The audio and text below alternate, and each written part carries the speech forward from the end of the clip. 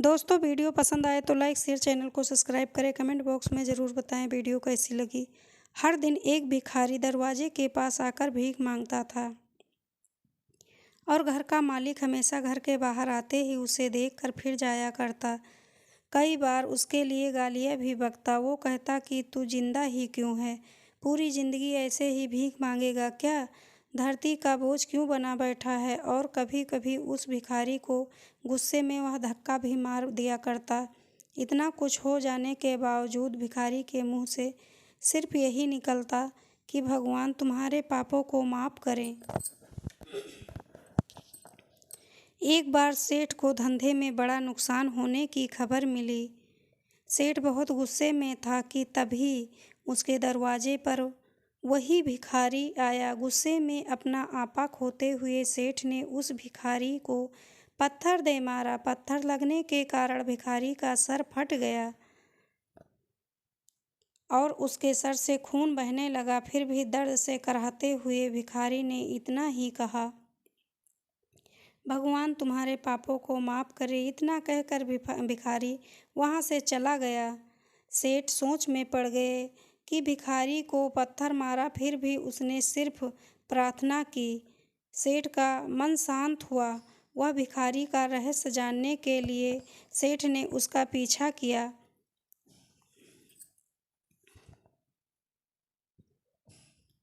भिखारी जहाँ जहाँ जाता सेठ उसके पीछे जाता। सेठ ने देखा कि कोई उसको खाना देता है, कोई उसको मारता है, तो कोई अपमानित करता है, तो कोई गाली देता है। लोग भिखारी के साथ चाहे जैसा व्यवहार करते हैं, लेकिन भिखारी सबके लिए एक ही प्रार्थना करता है कि भगवान तुम्हारे पाप माफ़ करें। अब रात होने को आई थी। भिखारी अपने घर जाने के लिए लौटा। वो अपने घर पहुंच गया, लेकिन सेठ अब भी उसका पीछा कर ही रहा था। एक पुरानी टूटी हुई खटिया पर एक बूढ़ी औरत लेटी हुई थी।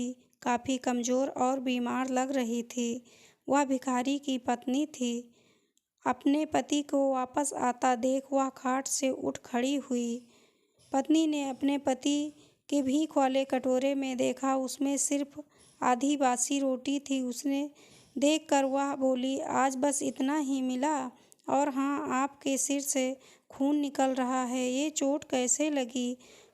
बूढ़ा भिखारी बोला, आज बस इतना ही मिला, किसी ने कुछ दिया ही नहीं, सब ने गालियाँ दी और एक ने पत्थर भी फेंका, इसीलिए मेरा सर फट गया।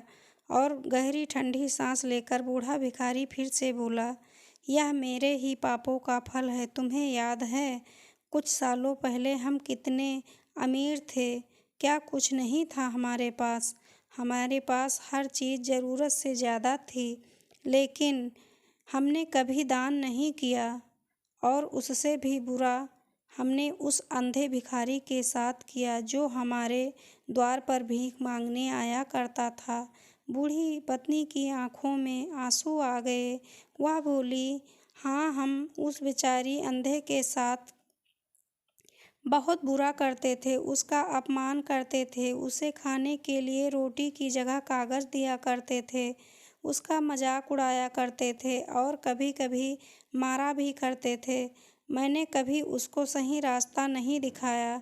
एक बार मैंने उसके मुंह पर मिट्टी भी फेंकी थी और वह हमेशा दुखी होकर यही कहता कि भगवान तुम्हें तुम्हारे किए की पाप की सज़ा ज़रूर देगा, भगवान तुम्हारे पापों की सज़ा ज़रूर देगा।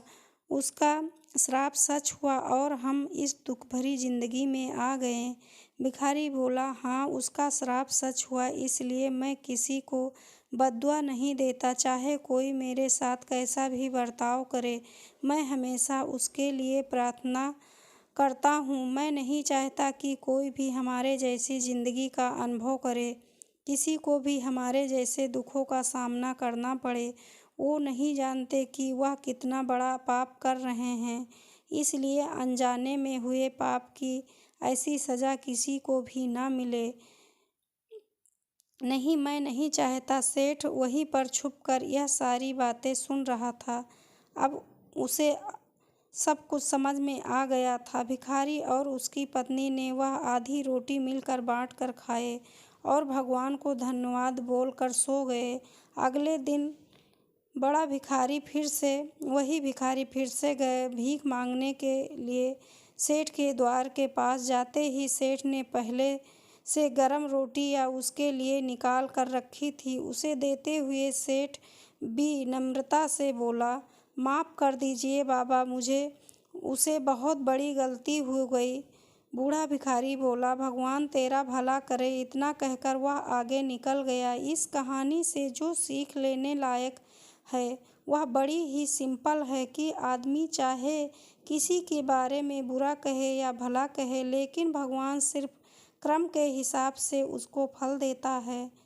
क्या हुआ अगर भगवान नहीं दिखता, लेकिन यह बात बिल्कुल सच है, उसके खाते में सबका हिसाब बहुत बहुत पक्का होता है। इसलिए जब किसी के लिए कुछ भी करो तो अच्छा करो। दोस्तों, ये वीडियो आपको हमारी कैसी लगी कमेंट बॉक्स में ज़रूर बताएं। वीडियो को ज़्यादा से ज़्यादा लाइक शेयर, चैनल को सब्सक्राइब करें। धन्यवाद।